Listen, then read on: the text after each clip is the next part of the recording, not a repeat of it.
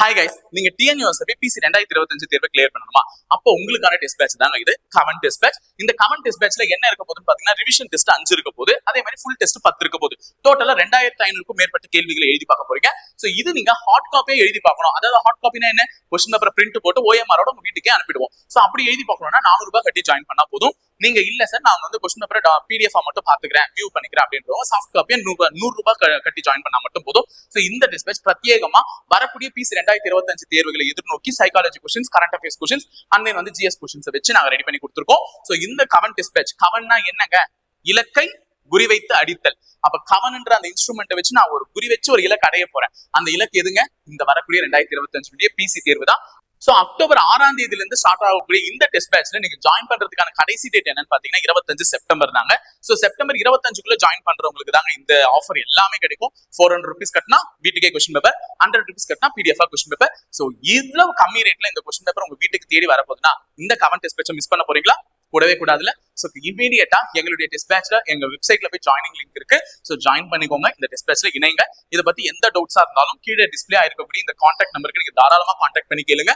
அவங்க அதுக்கான டீடைல்ஸ் உங்களுக்கு கொடுப்பாங்க. சோ கமெண்ட் டெஸ்ட் பேட்ச்ல இணைஞ்சா கரெக்டா குறி வச்சு நம்மளுடைய பிசி கனவை அடையலாம். ஓகேங்களா? தேங்க்யூ.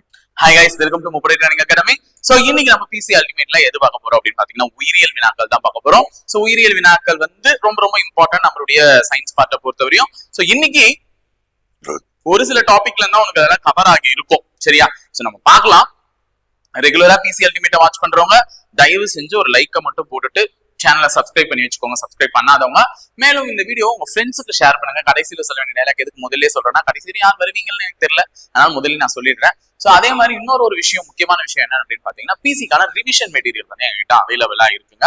350 rupees அதோட பிரைஸ் வந்து.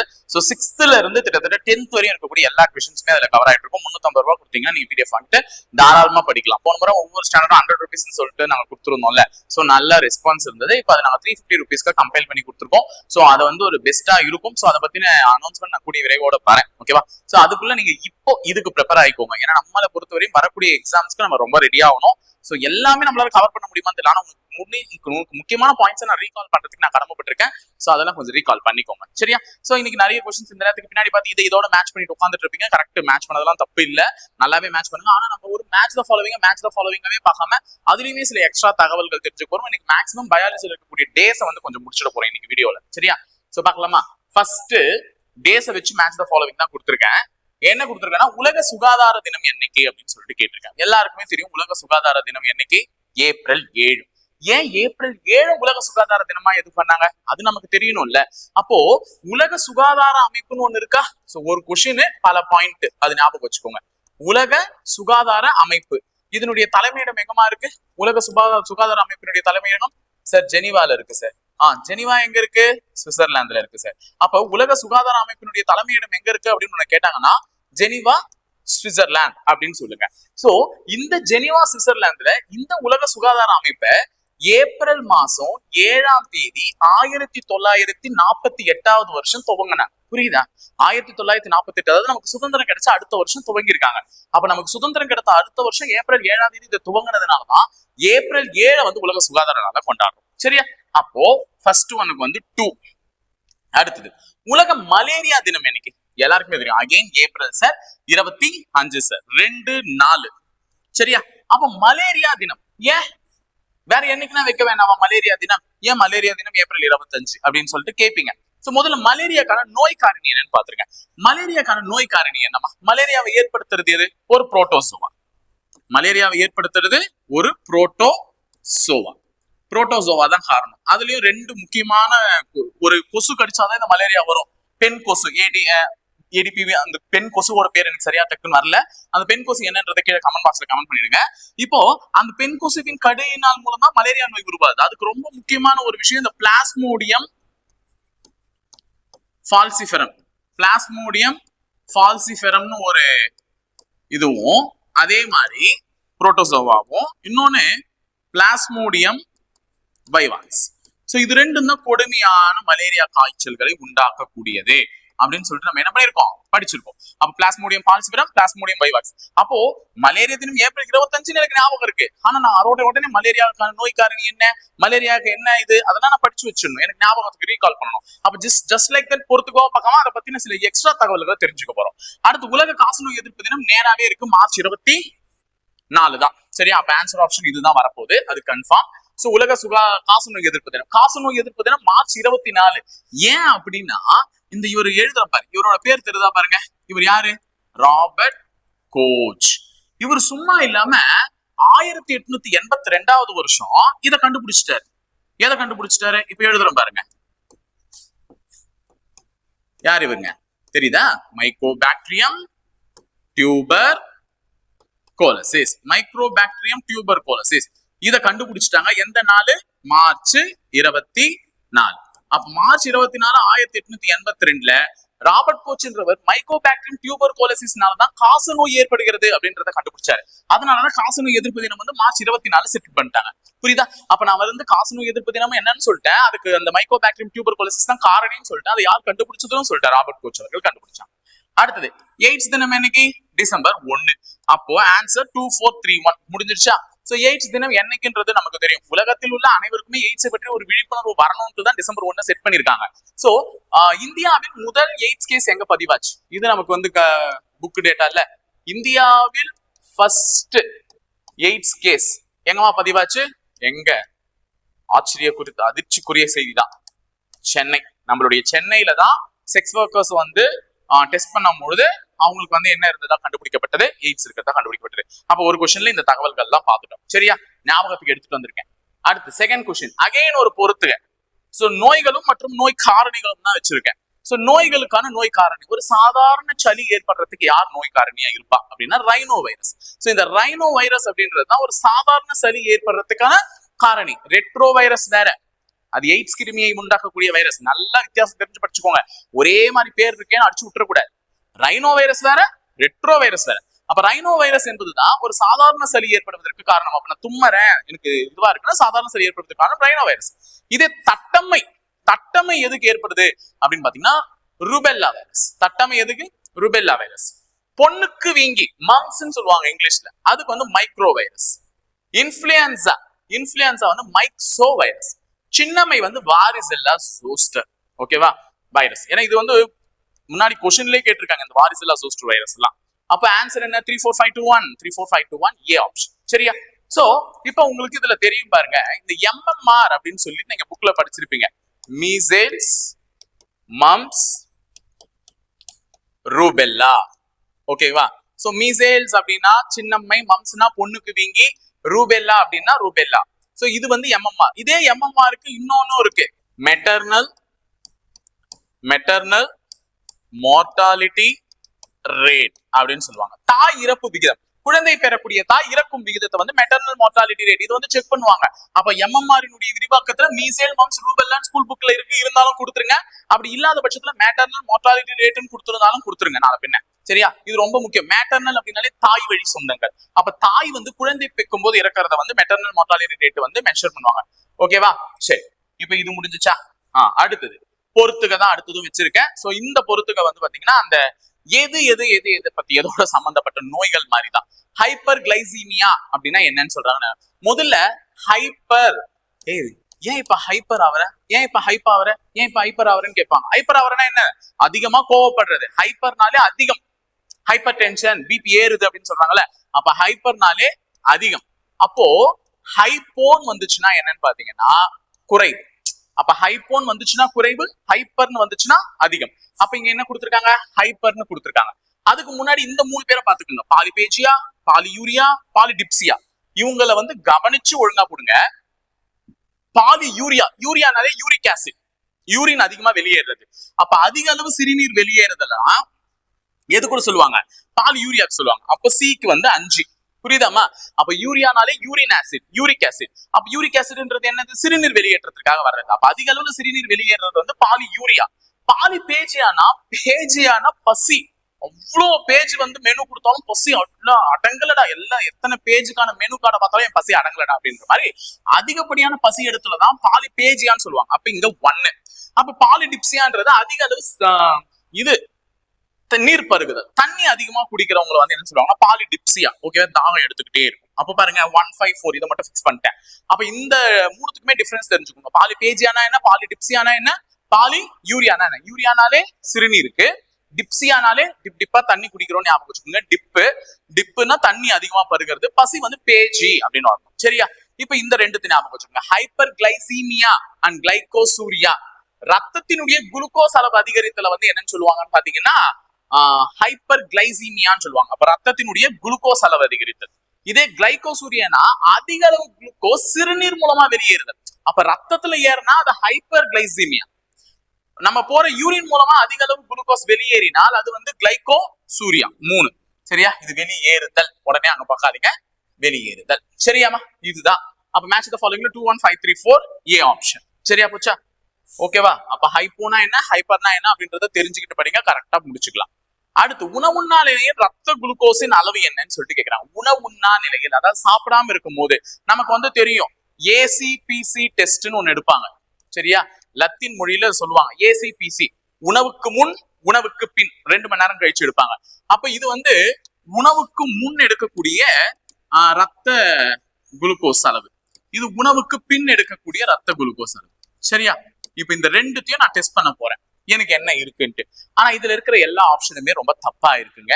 அதனாலதான் நான் எழுதியே போட்டுறேன். அப்புறம் உணவுண்ணாத நிலையில் 70 முதல் 110 மில்லிகிராம் பர் டெசிலிட்டர் இருக்கணும். இதுதான் வந்து சரியான ரத்த அளவினுடைய, ரத்த குளுக்கோஸினுடைய அளவு.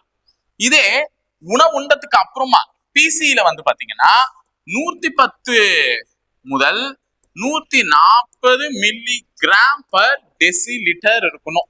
சரியா? இது ஆன்சர் கீயா கொடுத்துருக்காங்க. பட் நான் வந்து இதுதான் வந்து பார்த்து வச்சிருக்கேன். ஸ்கூல் புக்லயும் இருக்கு, உங்களுக்கு தெரியுமா, புக்லயும் இருக்கு. இந்த அளவுகள் தான் இருக்கும். சரியா? எழுதி வச்சுக்கோங்க நோட்ஸ்ல. உணவு உண்ணாத போது, உணவு உண்டதுக்கு அப்புறமா. அடுத்தது, இது வந்து ஒரு கூற்று இது மாதிரி கேட்டிருக்கேன். இன்சுலின் சார்ந்த நீரிழிவு நோய் இது கணையத்தில் உள்ள இன்சுலின் செல்கள் அழிவதன் காரணமாக ஏற்படுகிறதுன்னு சொல்றாங்க. இன்னொன்னு, இன்சுலின் சாராத நீரிழிவு நோய் இது கணையத்தில் உள்ள பீட்டா செல் அழிவதன் காரணமாக ஏற்படுகிறதா அப்படின்னு சொல்றாங்க. இது ரெண்டுமே வந்து உண்மையாகவே தவறான கூற்றுகள். ரெண்டுமே தவறு. வாக்கியம் 1 தவறு, வாக்கியம் 2 தவறு. ஏன் சார் தவறு அப்படின்னு சொல்லிட்டு கேட்கறீங்கன்னா, நிறுத்தி நிதானமா படிங்க. நீரிழிவு நோயில 2 வகையை சொல்லியிருக்காங்க. ஒன்னு இன்சுலின் சார்ந்த நீரிழிவு நோய், இன்னொன்னு இன்சுலின் சாராத நீரிழிவு நோய் அப்படின்னு சொல்லியிருக்காங்க. முதல்ல கணையம் ஒண்ணு இருக்கு, எல்லாருக்கும் இருக்குமா, பான்கிரியாஸ் கணையம். இந்த கணையத்துலதான் எது சுரக்கும், இன்சுலின் சுரக்கும். சரியா? இந்த கணையத்துலதான் இன்சுலின் சுரக்கும். சும்மா சுரக்க, அதாவது லெஹர்கான் திட்டுன்னு ஒண்ணு இருக்கும். அந்த திட்டு தான் ஆல்பா செல்கள் மற்றும் பீட்டா செல்கள் அப்படின்னு சொல்லிட்டு 2 செல்களை வந்து ஜெனரேட் பண்ணி கொடுக்கும். இதுல இந்த பீட்டா செல்ல தான் எது சுரக்கும், இன்சுலின் சுரக்கும். பீட்டா செல்ல தான் இன்சுலின் சுரக்கும். அப்போ இன்சுலின் சார்ந்த நீரிழிவு நோய்னா என்னன்னா, அதுக்கு அர்த்தம் தெரிஞ்சுக்கோங்க. இன்சுலின் சார்ந்த நீரிழிவு நோய்னா இன்சுலின் சுரக்காம போற போதோ அல்லது இன்சுலின் கம்மியா சுரக்கும் போதோ நீரிழிவு நோய் வந்துச்சுன்னா இன்சுலின் சார்ந்த நீரிழிவு நோய். நிறைய பேரு வயசானவங்களா பாத்தீங்கன்னா ஒரு இன்ஜெக்ஷன் வந்து இந்த இடத்துல போடுவாங்க. என்ன போடுறீங்கன்னா, இன்சுலின் இன்ஜெக்ஷன் சொல்லுவாங்க. ஏன்னா அவர்களுக்கு தேவையான இன்சுலின் வந்து அவர்களுடைய வயிற்றுல சுரக்கல. அதனாலதான் வெளியில இருந்து ஒரு இன்சுலினை வந்து அவங்க வந்து என்ன பண்றாங்க, இன்ஜெக்ட் பண்ணி எடுத்துக்கிறாங்க. அப்போ இன்சுலின் அதிக அளவு சுரக்காம போனாலோ இல்ல இன்சுலின் வந்து சுரக்காமையே போனாலோ அதுதான் இன்சுலின் சார்ந்த நீரிழிவு நோய். அப்ப இன்சுலின் சார்ந்த நீரிழிவு நோய் இன்சுலினோட சம்மந்தப்பட்டிருக்கணும்ல. அந்த இன்சுலினை வந்து கொடுக்கறது யாரு, நம்மளுடைய பீட்டா செல். இன்சுலினை கொடுக்கறது யாரு, நம்மளுடைய பீட்டா செல். அப்ப பீட்டா செல் அழிந்தால்தான் உங்களுக்கு இன்சுலின் சுரக்கிறது என்ன ஆகும், தடையாகும். அப்ப பீட்டா செல் அழிஞ்சாதான் இன்சுலின் சுரக்கிறது தடையாகும். அப்போ பீட்டா செல் அழிவதன் மூலமாக வருவது இன்சுலின் சாராத நீரிழிவு நோய் இல்ல, இன்சுலின் சார்ந்த நீரிழிவு நோய். அதனால கொஸ்டின் வந்து தப்பா இருக்கு. சரியா? அப்ப இன்சுலின் சார்ந்த நீரிழிவு நோய்க்கு காரணம் எது, கணையத்தில் உள்ள பீட்டா செல்கள் அழிவதன் காரணமாக ஏற்படுகிறது. அப்ப இன்சுலின் சாராத நீரிழிவு நோய்னா கணையத்தில் உள்ள இன்சுலின் செல்கள் அழிவதன் காரணமாக ஏற்படுகிறது. இன்சுலின் செல்கள் அழிந்தால் எனக்கு பிரச்சனை இல்லை, இன்னொரு இன்சுலின் வந்துடும். அப்ப இன்சுலின் சாராத நீரிழிவு நோய் கணையத்தில் உள்ள இன்சுலின் செல்கள் அழிவதனால் ஏற்படுகிறது. இன்சுலின் சார்ந்த நீரிழிவு நோய் கணையத்தில் உள்ள பீட்டா செல்கள் அழிவதன் மூலமாக ஏற்படுகிறது. இது ரெண்டுமே மாறி இருக்கு, பாத்துக்கோங்க. அதனால வாக்கியம் 1 தவறு, வாக்கியம் 2 தவறு. சரியா? பார்த்து வச்சுக்கோ. அடுத்து 6வது கேள்வி. பொறுத்துக தான் அகைன் வந்திருக்கு, டேஸ் தான் மார்க் பண்ணிடலாம். உலக எய்ட்ஸ் தினம் இப்பதான் பார்த்தோம், டிசம்பர் 1. புகையிலை எதிர்ப்பு தினம் மே 31.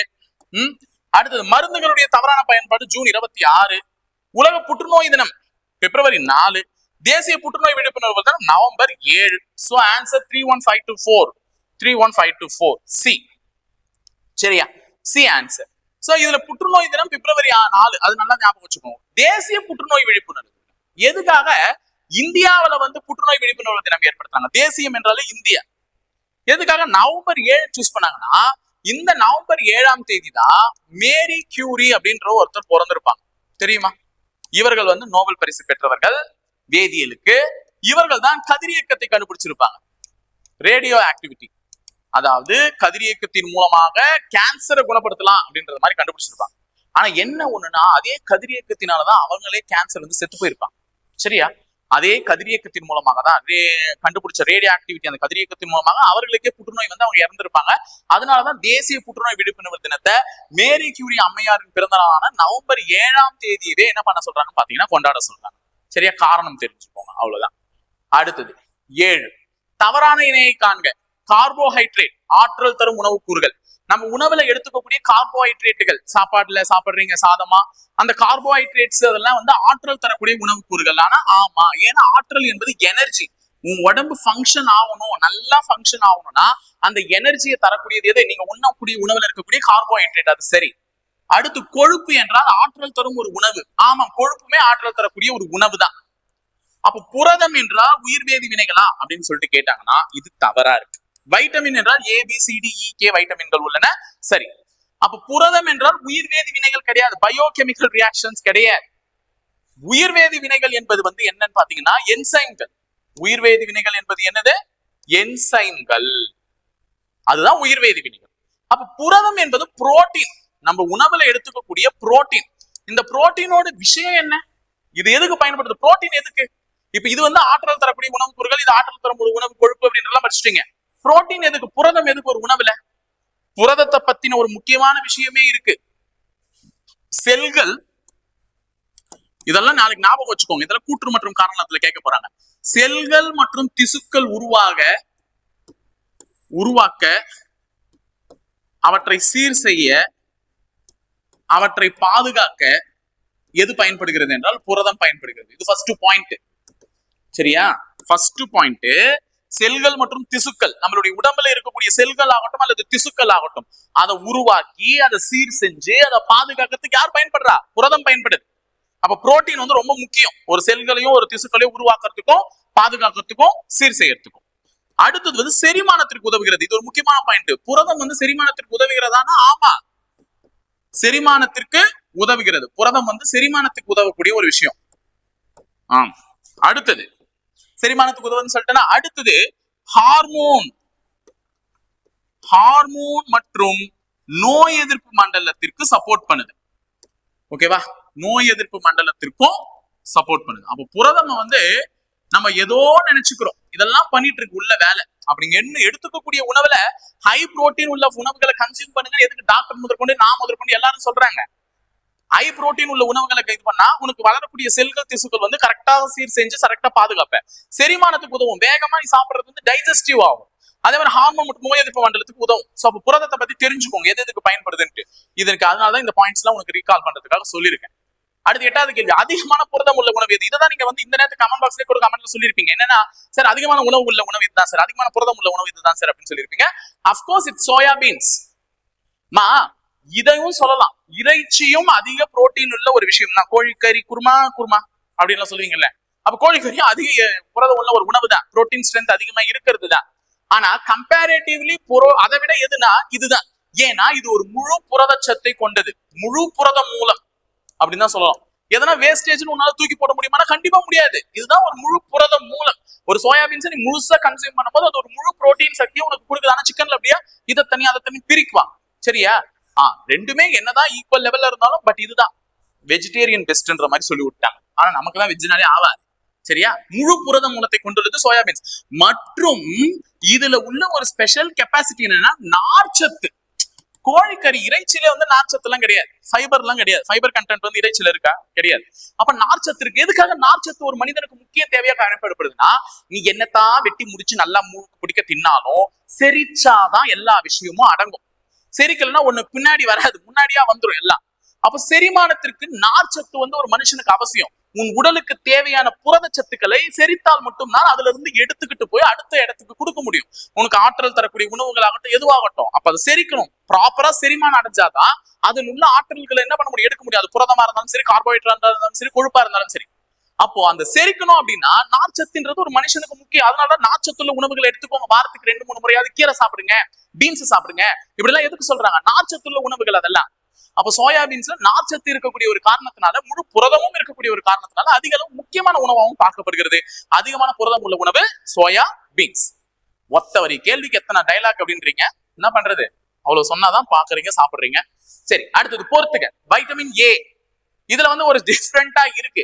எல்லாருக்குமே தெரியும் வைட்டமின் ஏ என்பது மாலைக்கண் நோய் நிக்டலோபியா ஏற்படுவதற்கான காரணம் அப்படின்னு சொல்லிட்டு 3 போட்டுருவீங்க. விட்டமின் பி, பி விட்டமின் பெரி பெரி, எக்ஸாக்டா சொல்ல போனா B1 இருக்குல்ல. சரி, விட்டமின் சி அஸ்கார்பிக் அமிலம் சொல்லக்கூடிய வேதியியல் பெயரை கொண்ட விட்டமின் சி வந்து எதற்கான காரணமா இருக்கும்? ஸ்கர்வியா இருக்கும். நல்ல ஞாபகம் வச்சுக்கோங்க. பற்கள் பலவீனம், ஏன்னா ஸ்கர்வி என்பதும் பலவீனமான பற்களை குறிக்கக்கூடியதுதான். உடனே மாத்தி கீத்தி போட்டு போறீங்க. ஸ்கர்வி என்பது விட்டமின் சி தொடர்புடையது. அப்ப விட்டமின் இ மற்றும் கேவுக்கு தான் மங்கலான கண் பார்வை மற்றும் பற்களுக்கான பலவீனம் சொல்லுவாங்க.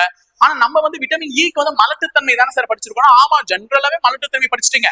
நாலு பேர் கூற்று மாதிரி சம்பந்தப்பட்ட கேள்வியில மங்கலான கண் பார்வை விட்டமின் இ குறைபாட்டில் ஏற்படக்கூடிய நோய் அப்படின்னா சரி, புரியுதா? அப்ப இது ஒண்ணு. மங்கலான கண் பார்வை ஏற்படுவதற்கும், அதாவது வந்து இது ஒரு முக்கியமான டெபிஷியன்சி விட்டமின் இ குறைபாட்டினால். நம்ம எல்லாரும் நினைச்சிருக்கோம், நம்ம வந்து ஸ்கூல் புக்ல இருக்கக்கூடிய டேட்டாவை படிச்சுட்டு விட்டமின் இ குறைபாட்டினால் மலட்டுத்தன்மை உண்டாகும், மலட்டுத்தன்மை உண்டாவதற்கு காரணம் விட்டமின் இ அப்படின்னு படிச்சு வச்சுட்டோம். ஆனா விட்டமின் இ குறைபாட்டினால் எதுவும் வரும், மங்கலான கண் பார்வை வரும். அது லீட் ஆச்சுன்னா போக போக கண் குருடும் அடைவீர்கள். என்னது? கண் குருடும் அடைஞ்சிருவீங்க. அடுத்தது விட்டமின் கே, பற்கள் பலவீனம். நமக்கு வந்து தெரியும் பற்களுக்கு வந்து கால்சியம் சத்து அவசியம். பற்களுக்கு எது அவசியம்? கால்சியம். ஏன்னா ஒரு எலும்பு வளர்ச்சிதை மாற்றம் சொல்லுவாங்க. எலும்பு வந்து இப்ப நீ சின்ன வயசுல இருந்த மாதிரியா இருக்கு?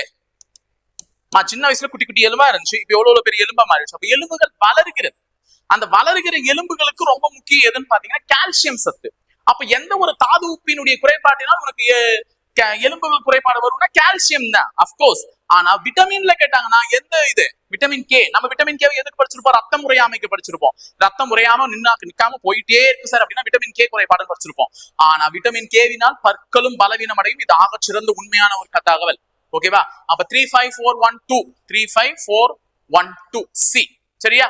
அப்ப இதுல வந்து நான் 2 விஷயத்த புதுசா சொல்லியிருக்கேன். ஒண்ணு விட்டமின் இன் காரணமாக கண் பார்வை வந்து மங்கலாக தெரிய ஆரம்பிக்கும் அப்படின்னு சொல்லியிருக்கேன். இன்னொன்று விட்டமின் கேவின் காரணமாக பற்கள் பலவீனம் அடையும் சொல்லியிருக்கேன். அப்ப கால்சியம் தாது உப்பின் குறைபாடுனால மட்டும் பற்கள் பலவீனம் அடையாது. ஆஸ்டியோபோரோசிஸ் சொல்லக்கூடிய விட்டமின் கேவினாலையும் நமக்கு அது நடக்கலாம். அடுத்து 10வது கேள்வி. தாது உப்புகள் உடல் வளர்ச்சி மற்றும் உடல் செயல்பாடுகளை ஒழுங்குபடுத்துகிறது. தாது உப்புகள்னா என்னமா? மினரல்ஸ். தாது உப்புகள்னா என்ன? மினரல்ஸ். அந்த மினரல்ஸ் உடல் வளர்ச்சி மற்றும் உடல் செயல்பாடுகளை ஒழுங்குபடுத்துகிறது. ஆமா, உடல் வளர்ச்சினா ஹார்மோன் குரோத்துக்கு, ஹார்மோன் வளர்ச்சிக்கு, டிஷ்யூக்கள், செல்கள் எல்லாத்தையுமே பாதுகாத்துக்கிறதுக்கு எனக்கு இந்த தாது உப்புகள் மிக மிக அவசியமா தேவைப்படுது. அது எலும்பு கூட இப்ப பார்த்தோம்ல, மினரல், கால்சியம், தாது உப்பு எல்லாம் தேவைப்படுது. அப்ப இது சரிதான். கால்சியம், சர்க்கரை, ஸ்டார்ச், பாஸ்பரஸ் போன்றவை தாது உப்புகள் ஆகும் அப்படின்னு சொல்லியிருக்காங்க. நல்லா ஞாபகிச்சுக்கோங்க, தொடக்கத்திலையும் முடிவிலையும் தாது உப்பு தான் கொடுத்திருக்கான், மினரல்ஸ் தான் கொடுத்திருக்கான். கால்சியம் என்பது ஒரு தாது உப்பு, பாஸ்பரஸ் என்பது ஒரு தாது உப்பு. ரெண்டுத்தையுமே தாது உப்பா தான் கொடுத்திருக்கான். அதனால முன்ன பின்ன மட்டும் பார்த்துட்டு பதில் சொல்லக்கூடாது. நடுவுல என்னத்த சொருகி இருக்கானோ பாருங்க. இங்க என்ன கொடுத்திருக்கான்? சர்க்கரை, ஸ்டார்ச் கொடுத்திருக்கான். இது ரெண்டும் தாது உப்புகளா? மினரல்ஸா? கிடையாது. இது ரெண்டும் என்னது? கார்போஹைட்ரேட்ஸ். ஆற்றல் தரக்கூடிய ஒரு உணவு வகையில சேர்ந்துரும். ஓகேவா? அப்ப கார்போஹைட்ரேட் இது ரெண்டும். அப்போ இது அனைத்துமே தாது உப்புகள் சொல்றது என்னது? தவறு. ஏன்னா சர்க்கரை மற்றும் ஸ்டார்ச் வந்து தாது உப்புகள்ல வராது. எதுல வந்துடும்? கார்போஹைட்ரேட்ஸ் வந்துடும். அப்ப வாக்கியம் 1 சரி, ஆனால் 2 தவறு. சரியா? 2 தவறு. புரிஞ்சுதா? அடுத்து 11வது கேள்வி. புகைப்பிடித்தல் உடல் நலத்திற்கு தீங்கானது. ஒவ்வொரு தியேட்டர்லயும் ஒவ்வொரு படம் பார்க்கும்போதும் போடுறாங்க. சோ புகைப்பிடித்தல் உடல் நலத்துக்கு தீங்கானது. எந்த ஆண்டு எச்சரித்த ஆண்டுனா 1984 ஸ்கூல் புக்லயும் இருக்குன்னு சொல்றாங்க. ஆனா எனக்கு இதுல ஒரு கான்ட்ரோவர்சி தியரி இருக்கு. நான் என்னன்றத சொல்லிடுறேன். என்ன அப்படின்னா 1984 தான் உன் பள்ளி பாட புத்தகத்துல இருக்கு. ஆனா உன் பள்ளி பாட புத்தகத்துல இருக்கு அனைத்துமே சரியான தகவல் ஆனா இல்ல. நான் ஒரு டேட்டா எக்ஸ்ட்ரா சொல்றேன். 4 பின்ன 84 நான் சொல்லிடுறேன். அப்புறமா நிறைய பேர் கொஸ்டின் கேக்குறீங்க. 84ன்ற வருஷம் இல்லாம ஆப்ஷன் இருக்குன்னா நீ சூஸ் பண்ண வேண்டிய வருஷம் 1975. இதை சூஸ் பண்ணுங்க. புரியுதா? முக்கியம். புகைப்பிடித்தல் உடல் நலத்திற்கு தீங்கானது என இந்திய அரசாங்கத்தால் எச்சரிக்கப்பட்ட ஆண்டு வந்து 1975. இது வந்து இந்தியாவில நடைமுறைக்கு வந்து 1975 இருந்தேதான். புரியுதா? இது அமெரிக்காவில வந்து ஒரு ஆக்ட் எடுத்துட்டு வந்திருப்பாங்க, அந்த ஸ்மோக்கிங் ஆக்ட் ஒண்ணு எடுத்துட்டு வந்திருப்பாங்க. அதுதான் 1984 திருத்தப்பட்ட ஒரு சட்டம்னு சொல்லிட்டு முன்னாடி எடுத்துட்டு வந்துட்டு அதை மாத்தி ஆடிட்டு இருப்பாங்க. அதான் 84. இப்போ ஸ்கூல் புக்ல 84 தான் கொடுத்துருக்கான். அப்ப நாளைக்கு சார் 75 இருக்கு 84 இருக்குன்னா 84 போட்டுக்கோ, ஏன்னா ஸ்கூல் புக் டேட்டா தான் பேசணுவீங்க. அதனால 75 இருந்து 84 இருந்துச்சுன்னா 84 போட்டுக்கோ. இன் கேஸ் 84 இல்லாம உனக்கு ஒரு ஆப்ஷன் செட் பண்ணிருக்காங்கன்னா நீ போட வேண்டிய வருஷம் இது 75. விவரம் தெரிஞ்சவனாவது கொஸ்டின் பேப்பர் எடுத்தா அந்த மாதிரி எடுத்துட்டு போறான். அதனாலதான் எல்லா தகவல்களையும் சொல்லிடு. புரியுதா? அடுத்து 12வது கேள்வி, பின்வரும் கூற்றை ஆராய்ந்து சரியானதை தேர்ந்தெடுன்னு சொல்றாங்க. HIV பத்தி கொடுத்திருக்காங்க. HIV எனும் ரெட்ரோ வைரஸ் எய்ட்ஸ் நோயினை ஏற்படுத்துகிறது. கரெக்ட். ஏன்னா நான் சொல்லிட்டேன் HIV என்பது ஒரு எந்த வகையான வைரஸ், ரெட்ரோ வைரஸ் தான் சொல்லிட்டேன். அப்ப எய்ட்ஸ் ஏற்படுத்துவதற்கான நோய் காரணி என்னன்னு கேட்டாங்கன்னா ரெட்ரோ வைரஸ் தான். அப்ப HIV விரிவாக்கம் என்ன? நாளைக்கு அதெல்லாம் கேட்டு வச்சுட போறாங்க. Human immunodeficiency virus. எய்ட்ஸுக்கு வந்து அக்வயர்ட் இம்யூன் டெஃபிஷியன்சி சிண்ட்ரோம். சரியா? இதுதான் விரிவாகும், தெரிஞ்சு வச்சுக்கோங்க, நாளைக்கு கேட்க போறேன். அப்ப எய்ட்ஸ் நோய் டி லிம்போசைட் செல்களை பாதிக்கிறது அப்படின்னு சொல்றாங்க. அதாவது எய்ட்ஸ் நோய் ஏற்படுவதற்கு நோய் காரணம் என்னன்னு சொல்ற ரெட்ரோ வைரஸ். அந்த ரெட்ரோ வைரஸ் ஒரு உடம்புக்குள்ள வரும்பொழுது எதை பாதிக்குதான்? டி லிம்போசைட் செல்களை பாதிக்கிறது. இந்த டி லிம்போசைட் செல்கள்லாம் யார் அப்படின்னு பாத்தீங்கன்னா, இந்த செல்கள் வந்து ஃபைட்டிங் செல்ஸ் சொல்லுவாங்க, சண்டை போடக்கூடிய செல், சண்டை செல்கள். ஞாபகம் வச்சுக்கோங்க, இப்படி வச்சுக்கோங்க. ஏன் சார் சண்டை செல்கள் சொல்றீங்க? யார் கூட சார் சண்டை போடும் அப்படின்னா, நோய்கள் கூட சண்டை போடும். புரியுதா? எது? நோய்கள் கூட சண்டை போடும். நோய்கள் கூட சண்டை போடுறதுக்கான அதிகாரம் யாருக்குமா இருக்கு? நோய் எதிர்ப்பு மண்டலத்துக்கு தானே இருக்கு. அப்ப உன் உடல்ல எல்லாத்தையுமே உன்னை நீ எப்படியும் உன்னை பாத்துக்க மாட்டேன், செல்ஃப் கேர் பண்ணிக்க மாட்டேன். அடுத்தவங்க வாழ்க்கையிலேயே நல்லது நடக்கட்டும் அப்படியே ஓடிடுவேன். உனக்கு செல்ஃப் கேர் பண்றதுக்கு துப்பு இல்லைன்னா கடவுள் ஆட்டோமேட்டிக்கா என்ன பண்ணிட்டான், இவனுக்கு ஒரு நோய் எதிர்ப்பு மண்டலத்தை போட்டு வைப்போம். நாளைக்கு எதனா சளி, காய்ச்சல், விக்கல், இருமல் ஏதோ ஒண்ணு வரும்போது அவனை அது ப்ரிகாஷன் பண்ணிக்கோ, அது காப்பாத்திக்கும் அப்படின்னு சொல்லிட்டு ஒரு நோய் எதிர்ப்பு மண்டலத்தை போடுறாரு. அதுலதான் இந்த டி லிம்போசைட் செல்கள் வரும். அந்த டி லிம்போசைட் செல்கள் தான் எதை வந்தா ஏதாவது ஒரு நோய் வருது. இப்போ ஒருத்தன் தும்மறான், அவங்க கிட்ட இருந்து ஒரு சளியை பரப்பக்கூடிய ஒரு வைரஸ் வருது. இப்பதான் பார்த்தோம் என்ன வைரஸ்ன்னு சொல்லிட்டு, ரைனோ வைரஸ். அது வந்து உனக்கு ஏறும் பொழுது கண்டிப்பா உன்னுடைய நோய் எதிர்ப்பு மண்டலத்தில் இருக்கக்கூடிய டி லிம்போசைட் செல்கள் அதை எதிர்த்து போராடி அதை என்ன பண்ணும்? துவம்சம் கட்டிடும். ஆனா எய்ட்ஸ் நோய் வந்துச்சுன்னா ஃபர்ஸ்ட் எதை போய் தள்ளும்? ஏண்டா நான் வந்ததே இவனை போட்டு தள்ள, நீ இவனை காப்பாத்த போறியா அப்படின்னு சொல்லிட்டு முதல்ல இடத்துல வந்து இந்த டி லிம்போசைட் செல்களை தான் என்ன பண்ணும்? எதிர்க்காத, எந்த நோய் வந்தாலும் எதிர்க்காத, முதல்ல இவனையே அடிச்சிடும், நோய் எதிர்ப்பு மண்டலத்தையும் தாக்கி முடிச்சிடும். அப்ப நோய் எதிர்ப்பு மண்டலமே வேலை செய்யாத ஒருத்தனுக்கு ஆட்டோமேட்டிக்கா எல்லா நோயும் உள்ள வர ஆரம்பிக்கும். அவன் டேமேஜ் ஆயிடும், பார்ட்ஸ் மாதிரி எல்லாத்தையும் கட்டிட்டு போயிட்டு சேர்த்து. சரியா? அப்ப டி லிம்போசைட் செல்கள் பாதிக்கப்படுகிறது எய்ட்ஸ் நோய் காரணமாக. எய்ட்ஸ் நோயை கண்டறிய எலைசா மற்றும் வெஸ்டர்ன் பிளாட் சோதனைகள் உதவுகிறது. கன்ஃபார்ம், இது ப்ரீவியஸ் கொஸ்டின்ஸ். அப்ப மூணுமே சரிதான். அப்ப அனைத்துமே சரியானவை என்பதுதான் இந்த கேள்விக்கான பதில். சரியா? என்னன்றதெல்லாம் தெளிவா சொல்லிட்டேன், பார்த்து வச்சுக்கோங்க. அடுத்து 13வது கேள்வி, 21வது குரோமோசோம். முக்கியமான கொஸ்டின் தான், முக்கியமான கொஸ்டின். 21வது குரோமோசோமின் மும்மைய நிலையினால் ஏற்படும் நோய் இது. மும்மைய நல்லா ஞாபகம் வச்சுக்கோ, முந்தைய கிடையாது, மும்மைய. நமக்கு மொத்தமா எத்தனை குரோமோசோம் இருக்கு? 46 குரோமோசோம்கள் இருக்குன்னு சொல்லுவீங்க. கரெக்டா? 46 குரோமோசோம்கள். இத ஜோடி ஜோடியா பிரிச்சா எத்தனை வந்துச்சு? 23 குரோமோசோம்கள். அப்போ 23 குரோமோசோம்கள்னா 1 2 3 4 ஆரம்பிச்சு 21 22 23 பிரியும். அப்போ ஒன்னொன்னுலயும் எத்தனை குரோமோசோம் இருக்கும்? 2 குரோமோசோம் இருக்கும். அதனாலதான் மொத்தமா 46 குரோமோசோம்கள் ஜோடிகளாக 23 குரோமோசோம்களாக பிரிக்கப்படுகிறது. கரெக்டா? அப்போ 23வது குரோமோசோம் தான் பால் குரோமோசோம். ஒரு மனிதன், ஒரு குழந்தைக்கானது. குழந்தையை பத்தினது. குற்றம் 23 ஒரு படம் வந்திருக்கும், பார்த்துருந்தா தெரிஞ்சுக்கும். குழந்தைகளை பத்தினது, ஆனா பெண்ணான்னு தெரிஞ்சுக்கிறது. சரியா? 23வது குரோமோசோம். ஆனா நமக்கு இங்க என்ன கேட்டிருக்காங்க? 21வது குரோமோசோமின் மும்மைய நிலையினால். நான் இப்பதான் சொன்ன ஒரு ஜோடியிலும் எத்தனை இருக்கும்? 2 இருக்கும். ஆனா இவன் சொல்ற கான்செப்ட் படி 21வது குரோமோசோம்ல 1 2 3ஆவதா ஒரு குரோமோசோம் உருவாகும். அதுதான் மும்மைய. புரியுதா? அப்ப 21வது குரோமோசோம்ல 2 தான் இருக்கணும். 2 தான் இருந்துச்சுன்னா நம்மள மாதிரி நார்மல் பீப்புள் தான் பிறப்பாங்க. கைஸ் புரிஞ்சுக்கோங்க கைஸ், நம்மள மாதிரி நார்மல் பீப்புள் தான் பிறப்பாங்க. ஆனா ஒரே ஒரு கஷ்டம் என்னன்னா, இந்த 21வது குரோமோசோம்ல 3ஆவதா ஒரு குரோமோசோம் இணையும் பொழுது அவனுக்கு அதிகப்படியான குரோமோசோம் இருக்கு. அந்த அதிகப்படியான குரோமோசோம் இருக்கக்கூடிய காரணத்தினால அந்த குழந்தைகள் பலவீனம், பிசிக்கலி சேலஞ்சு குழந்தைகளா இருக்கும். தட் மீன்ஸ் ஒரு மாதிரி ரவுண்ட் ஃபேஸஸ் வரும், ஒரு மாதிரி மென்டலா சேலஞ்ச் உள்ள குழந்தைகளா வந்து சேரும் இந்த பூமிக்கு. சரியா? அதனால அந்த 21வது குரோமோசோம் வர்றதுக்கு பேர் வந்து என்னன்னா டவுன் சிண்ட்ரோம். அந்த குழந்தைகளால எதையுமே சாதிக்க முடியாது. ஒரு கைடன்ஸ் இல்லாம இந்த உலகத்துல அவங்களால என்ன பண்ண முடியாது, வாழ முடியாது. அந்த இதுக்கு பேர் தான் என்னன்னு பாத்தீங்கன்னா டவுன் சிண்ட்ரோம்னு சொல்றாங்க. முதல்ல குரோமோசோம்களின் பயன்கள் என்னமா, இது வந்து தெரிஞ்சு வச்சுக்கோங்கம்மா. இதுதான் முக்கியம். நாளைக்கு எல்லாம் எனக்கு வந்து பயமா இருக்கு, கூற்று மாதிரி கேள்வியில எப்படி இதெல்லாம் எடுத்துருவாங்களோன்ட்டு. குரோமோசோம்களுடைய முக்கிய பங்கே, ரோல், முக்கிய வேலையே என்னன்னா செல் பகுப்பாய்வு. செல் பகுப்பாய்வுனா என்ன? செல்களை பிரித்து பிரித்து தருவது. அதுதான் குரோமோசோம்களோட வேலை.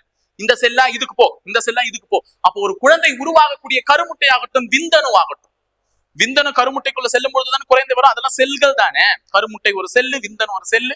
அந்த செல்கள் எல்லாம் பகுத்து கரெக்டா ஒரு குழந்தைய பெக்க வைக்கிறதுலாம் குரோமோசோமோட வேலை தான். அப்ப குரோமோசோம்கள் எதுக்காக? செல் பகுப்பாய்வுக்காக. அப்ப செல் பகுப்பாய்வு கரெக்டா பண்ணணும். அந்த இதுல இது தப்பு நடந்துச்சுன்னா அந்த குழந்தை பிறக்கக்கூடிய குழந்தை எந்த சிண்ட்ரோம் வரும்? Down syndrome. அப்ப இங்க ஒண்ணு இருக்கு பாருங்க, இது ரொம்ப அடுத்து முக்கியமான ஒரு சிண்ட்ரோம், டர்னர் சிண்ட்ரோம். இத பத்தி இங்க எழுதுறேன். டர்னர் சிண்ட்ரோம் என்பது பெண்களுக்கு ஏற்படக்கூடிய ஒரு நோய். பெண்கள், ஆண்கள் கிடையாது, பெண்களுக்கு ஒரே ஒரு எக்ஸ் குரோமோசோமும் பிறக்கக்கூடிய குழந்தை, ஒன்னே ஒண்ணு. அப்போ பெண்களுடைய பாலினத்தை முடிவு செய்யக்கூடிய அந்த எக்ஸ் குரோமோசோம்கள் ஒரே ஒரு எக்ஸ் குரோமோசோமோட பிறக்கக்கூடிய பெண் குழந்தை என்ன குறைபாட்டோட வளரும்? Turner syndrome. அப்ப டர்னர் சிண்ட்ரோம் என்றது பெண்களுக்கு ஏற்படக்கூடியது ஒரே ஒரு எக்ஸ் குரோமோசோமோட பிறக்கக்கூடிய பெண் குழந்தைகள். டவுன் சிண்ட்ரோம் என்பது 21வது குரோமோசோமின் 3 மும்மைய நிலையினால் ஏற்படக்கூடிய ஒரு வியாதி. அது தெரிஞ்சுக்கோங்க. சரியா? அடுத்து 14, மலேரியா நோயை பற்றி பின்வரும் கூற்றை சீக்கிரம் முடிச்சிடலாம். மலேரியா நோயை பற்றும் பின்வரும் கூற்றை ஆராய்ந்து சரியானதை தேர்ந்தெடுத்து. இது ஒரு புரோட்டோசோவா நோயாகும். சரி, மலேரியா என்பது ஒரு புரோட்டோசோவால உருவாகக்கூடிய நோய் தான். கரெக்ட். எப்பதான் நம்ம பார்த்தோமே, புரோட்டோசோவா, பிளாசிஃபெரம், பிளாஸ்மோடியம் பிளாசிஃபெரம், பிளாஸ்மோடியம் வைவாக்ஸ் அப்படிலாம் பார்த்தோம். அடுத்து குயினைன் மருந்து பொருளால் மலேரியா சிகிச்சைக்காக பயன்படுகிறது. குயினைன் என்ன கொடுத்திருக்காங்கன்னு பாரு, சரியா இருக்கு. அடுத்தது RTS மஸ்குரிக்ஸ், மலேரியாக்கான தடுப்பூசியாகும். சரி. அப்ப இதுலயுமே அனைத்தும் சரியானது. அப்ப எய்ட்ஸ் பத்தின கேள்வியும் எல்லாம் சரியாச்சு, இதுலயும் எல்லாமே சரியாச்சு. பார்த்து வச்சுக்கோங்க. ஒரே கொஸ்டின்ல மலேரியாவை பத்தி என்னென்னலாம் சொல்ல முடியுமோ சொல்லிட்டேன். அடுத்து 15, தவறான இணையை தேர்ந்தெடுக்க. டேஸ் தான் ஏற்கனவே பார்த்ததுதான் டக்குன்னு சொல்ல. உலக மலேரியா தினம் ஏப்ரல் 25 சரி, எய்ட்ஸ் தினம் டிசம்பர் 1 சரி, புற்றுநோய் தினம் பிப்ரவரி 4 சரி, காசநோய் தினம் மார்ச் 26 இல்லை, மார்ச் 24. அடுத்து டெங்கு நோயினை பற்றி கூற்றுகளை சரியானதை தேர்ந்தெடுத்து. இது ஒரு பாக்டீரியாவால் ஏற்படும் நோய். பாக்டீரியாவால் ஏற்படும் நோயா டெங்கு? டெங்குனால எப்படி எழுதுவாங்க? டெங்கு 4 வகையான வைரஸ், DENB 1, 2, 3, 4. இந்த 4 வகையான வைரஸாலதான் டெங்கு பரவும். அப்ப டெங்கு என்பது பாக்டீரியாவால் ஏற்படக்கூடிய நோய் இல்ல, வைரஸ். DENB-னா டெங்கு வைரஸ் அப்படின்னு சொல்லுவாங்க. அப்ப இது ஒரு பாக்டீரியாவால் ஏற்படக்கூடியது, இது ஒரு வைரஸால் ஏற்படக்கூடிய நோய். அப்ப முதல் இது வந்து தவறு. நமக்கு சரியானதுதான் கேட்டிருக்காங்க. ஃபர்ஸ்ட் தவறு. அடுத்தது எலும்பு முறிப்பு காய்ச்சல் எனவும் இது அழைக்கப்படுகிறது. ஆமா, ரொம்ப ரொம்ப முக்கியம். டெங்குவினுடைய இன்னொரு பெயர் என்னன்னு பாத்தீங்கன்னா எலும்பு முறிப்பு காய்ச்சல்னு சொல்லுவாங்க, போன் பிரேக் ஃபீவர். அதாவது டெங்கு வந்தவங்களுக்கு எல்லாம் பாத்தீங்கன்னா கை கால் ரொம்ப வலிக்கும். டாக்டர் கேட்பாரு, உங்களுக்கு ரொம்ப வலிக்குதாங்க, கை காலெல்லாம் அடிச்சு போட்ட மாதிரி, அந்த மசில்ஸ் எல்லாம் திருப்ப முடியல சார், மடக்க முடியல சார், கையை காலெல்லாம். அதெல்லாம் எதுக்கான அறிகுறி? நோய்க்கான அறிகுறி. ஜுரம் இருந்து இப்படி இருந்துச்சுன்னா டெங்கு வந்திருக்க போதுங்க, பிளட் டெஸ்ட் கொடுங்க, செக் பண்ணிடுவோம் அப்படின்னு. அப்ப எலும்பு முறிச்சல் காய்ச்சல் எனவும் அழைக்கப்படுகிறது. சரி. ரத்த தட்டை அணுக்கள் குறைவதால் டெங்குவின் அறிகுறிகளில் ஒன்றாகும். ஆமா, ரத்த தட்டை அணுக்கள், பிளட் பிளாட்ஸ்லெஸ் கம்மியாகும். அப்போ பிளட் டெஸ்ட் எடுக்க சொல்லுவார்ல டாக்டர், இந்த சிம்டம்ஸ் இருந்தோடனே என்ன பண்ணுவார்? பிளட் டெஸ்ட் எடுங்க. அப்ப பிளட் பிளாட்லெட்ஸ் உடைய கவுண்ட் பாப்பா, ரத்த தட்டை அணுக்களுடைய கவுண்ட் கம்மியா இருக்குன்னு வச்சுக்கோ, டெங்கு தான்ப்பா அப்படின்னு முடிவு பண்ணிடுவார். உடனே என்ன பண்ணுவார் டாக்டர்? போய் பப்பாளி இலைய, பாப்பாளி இல்லமா பப்பாளி இலை திரவத்தையும் குடிச்சா உனக்கு தட்டை அணுக்களின் எண்ணிக்கை அதிகரிக்கும். அப்ப இது 3மே சரியாதான் இருக்கு. ஃபர்ஸ்ட் ஒன் மட்டும் தான் தப்பு. அப்ப ஆன்சர் 2, 3, 4 சரியானவை. சரியா? ஓகே. அடுத்து 17வது கொஸ்டின். எந்த தினம் உலக உணவு தினமாக அனுசரிக்கப்படுகிறது? எல்லாருமே டக்குன்னு இந்த நேரத்துக்கு சொல்லுவீங்க அக்டோபர் 16. எனக்கு கூட தெரியும், உனக்கு கூட தெரியும். ஆனா ஏன் அக்டோபர் 16 உலக உணவு தினமா கொண்டாடினாங்க அப்படின்னு பாத்தீங்கன்னா, இது என்னன்றது ஞாபகம் இருக்கான்னு பாருங்க. ஃபுட் அண்ட் அக்ரிகல்ச்சரல் ஆர்கனைசேஷன் அப்படின்னு சொல்லுவாங்க. Food and agricultural organisation. இது ஒரு ஐநா அமைப்பு தான். உணவு மற்றும் வேளாண்மை கழகம் சொல்லுவாங்க. உணவு மற்றும் வேளாண்மை கழகம். சரியா? இது முக்கியமான கொஸ்டின். இது ஒரு ஐநா அமைப்பு சார். ஐநானாலே முன்னாடி யூஎன் வரணும் இல்ல சார்? யூஎன் வந்தாதான் சார் ஐநா அமைப்புன்னு கேட்காதீங்க. இதுவும் யுஎன்எஃப்ஏஓ தான். ஆனா நம்ம சுருக்கமா எஃப்ஏஓன்னு சொல்லி பழகிட்டோம். அப்ப இது ஒரு ஐநாவை சேர்ந்த ஒரு அமைப்பு. ஐநாவால் உருவாக்கப்பட்ட ஒரு அமைப்பு தான் ஃபுட் அண்ட் அக்ரிகல்ச்சரல் ஆர்கனைசேஷன். தலைமையிடம் எங்க இருக்கு? Rome, Italy. உணவுனாலே இட்லி இல்லமா? உணவுலானே என்னது? இட்லி. அப்ப இட்டாலியில இருக்கு. உணவுனாலே இட்டாலி. எங்க இருக்கு? இட்டாலியில எங்க இருக்கு? ரோம்ல இருக்கு. ஏன் சார் இதை இந்த கதையோட இணைக்கிறீங்கன்னா, இதே அக்டோபர் 16, 1945 தான் ஐநா இந்த அமைப்பை ஏற்படுத்தியது. அதனாலதான் அக்டோபர் 16 உலக உணவு தினமா கொண்டாடுறோம். இப்ப நான் உங்களுக்கு சொல்லி கொடுத்தது இந்த அமைப்பு என்ன, இந்த அமைப்பினுடைய தலைமையிடம் எங்க இருக்கு, இதுதான் சொல்லி கொடுத்துருக்கேன். சரியா? அடுத்து இன்னும் 3 கொஸ்டின் தான், வாங்க டக்கு. தவறான இணையை தேர்ந்தெடுக்க. ஃபுட் கார்பரேஷன் ஆஃப் இந்தியா, அதாவது விரிவாக்கம் கொடுத்திருக்காங்க. எஃப்சிஐனா ஃபுட் கார்பரேஷன் ஆஃப் இந்தியா. சரி. பிஐஎஸ்னா பியூரோ ஆஃப் இன்டர்நேஷனல் ஸ்டாண்டர்ட்ஸ் சொல்றாங்க. தப்பு. Bureau of Indian standards. Indian. அப்ப இதுதான் தவறு. எஃபிஓனா ஃபுட் ப்ராடக்ட்ஸ் ஆர்டர். எஃப்எஸ்எஸ்ஏஐனா food safety and standards authority of India. சரி. அப்ப இதுவும் சரி, இதுவும் சரி. சார் அவ்வளவுதான், டக்குன்னு முடிஞ்சிச்சு. வாங்க அடுத்த கொஸ்டின் போலாம்னா இதுங்க. கொஞ்சம் இருங்க பாய், ஒரு கதை. எல்லாமே கதை தானே சார் சொல்றீங்க. இப்ப இவங்க எல்லாம் யார் யாருன்னு தெரிஞ்சுக்கோங்க. இந்த எஃப்சிஐ இருக்காங்கல்ல, இந்த எஃப்சிஐ அவங்க எந்த வருஷம் ஆரம்பிச்சாங்கன்றத அடுத்த தகவல்ல சொல்றேன். இந்த நேரத்துக்கு நீயே கமெண்ட்ல சொல்லிட்டு இருப்பா. அடுத்த கேள்வி அதுதான் சொல்லிடுறேன். முதல்ல இந்த எஃப்சிஐ விவசாயிகளால் உற்பத்தி பண்ணக்கூடிய விவசாய பொருட்கள். விவசாய பொருட்கள்னா எதெல்லாம் சொல்லலாம்? நெல்லு, கோதுமை, இந்த மாதிரி எல்லாம் இருக்குல்ல. இதையெல்லாம் அவர்கள் கிட்ட இருந்து வாங்கி ரேஷன் மூலமா மக்களுக்கு விநியோகப்படுத்துறது தான் இவங்களுடைய முக்கியமான வேலை. அப்ப ஃபுட் கார்பரேஷன் ஆஃப் இந்தியான்றது யாருடைய வேலை? விவசாய பொருட்களை விவசாயிகளிடமிருந்து வாங்கி அதை பதுக்கின்னு அப்படி இல்லைங்க, பாதுகாத்து அதுக்கப்புறம் என்ன பண்றது, மக்களிடையே கொண்டு போய் சேர்க்கக்கூடிய வேலை எஃப்சிஐ, ஃபுட் கார்பரேஷன் ஆஃப் இந்தியாவோட வேலை. அப்ப ஃபுட் ப்ராடக்ட்ஸ் ஆர்டருடைய வேலை என்னன்னா, பழங்கள் மற்றும் காய்கறிகளால் ஆன பொருள், பழங்கள் மற்றும் காய்கறிகளால் ஆன பொருட்களுக்கு உத்தரவாதம் தர்றது, ஷியூரிட்டி கொடுக்கறது. இதை வாங்கி சாப்பிடுங்க, நல்லா தான் இருக்கு அப்படின்னு சொல்லிட்டு அவங்களுக்கு சர்டிபிகேட் கொடுக்கறது யாரு? Food products order. அப்ப ஃபுட் ப்ராடக்ட்ஸ் ஆர்டர்னா பழங்கள் மற்றும் காய்கறிகள். எஃப்எஸ்எஸ்ஏ ஃபுட் சேஃப்டி அண்ட், இது பொருள் விற்போர். இப்ப நான் ஒரு பொருள் விற்கிறேன், எண்ணெய். அப்ப நான் போய் யார்கிட்ட சர்டிபிகேட் வாங்கணும்? இந்த எஃப்எஸ்எஸ்ஏ கிட்ட. என்னிடம் இருப்பது நல்லெண்ணெய். நல்லெண்ணெய் தான் விற்கிறீங்க சார். சார் நல்ல சுத்தமான எண்ணெய் அப்படின்னு சொல்லிட்டு அவர்கிட்ட தான் என்ன பண்ண முடியும்? சர்டிபிகேட் வாங்க முடியும். அப்போ பொருள் விற்பவர்கள் வாங்கக்கூடிய சர்டிபிகேட் ஃபிசாய் கிட்ட வாங்கணும். என்னன்னு இல்லை, எந்த பொருள் ஹோட்டல் நடத்தினாலும் சரி, எதை நடத்தினாலும் சரி, ஃபசாய். ஓகேவா? சோ இப்ப இதெல்லாம் தெரிஞ்சுச்சா? இப்ப இதுல இருந்து ஒரு கேள்வி கேட்கிறேன், நல்லா கவனிங்க. இது எனக்கு ஒரு தோணுச்சு. ஒரு ஊறுகாய் வியாபாரி, ஒரு ஜாம் வியாபாரி, ஜாம் இந்த ஃப்ரூட் ஜாம் தடவுறீங்கல்ல பிரெட்டுக்கு மேல, ஒரு ஊறுகாய் வியாபாரி மற்றும் ஜாம் வியாபாரி அவர்களுடைய பொருள் நியாயமானது என்று தரச்சான்றிதழை பெறுவதற்கு எந்த நிறுவனத்தை அணுக வேண்டும்? இது ரேஷனுக்கு, நெல்லு கோதுமை எல்லாம் வாங்கி. இது பொருள் விற்கிறவனுக்கு. ஆனா அவன் அவன் பொருள் நியாயம்னு சொல்லிட்டு அவன் கேட்க கூடாது.